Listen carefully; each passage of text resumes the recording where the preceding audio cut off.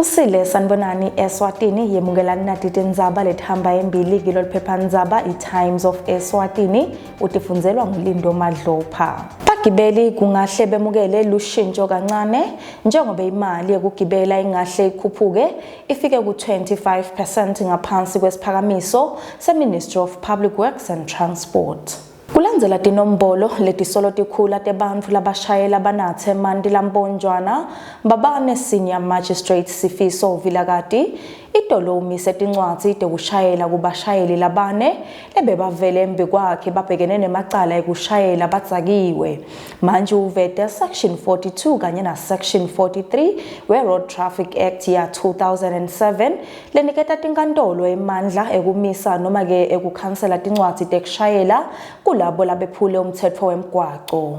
Solo ke uhlelisene naye Lindo Madlopha sichubeka nato tindzaba.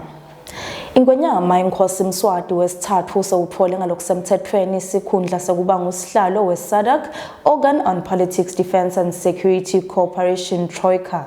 Kanti ke ngakuletinye tindzaba umfundzi waseSwatini lofundza eNyuvesi yaKangwane Vuyelwa Karabo Simelane uhlonyeliswe umhlomelo lomkhulu we-26th SADC Tertiary Institution Essay Competition emva kokuthi yahlala esicongweni abe wekucala.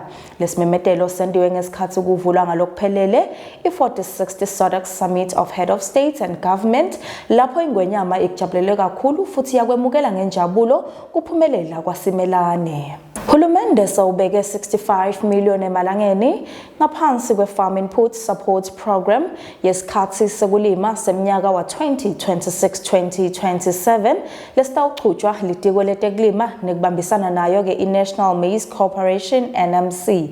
Ngaleto ke maswati lamahle sithi shasitibeka lapho ngitanishiya ke nesimo selitulu nibe nelanga lelihle nisale kahle.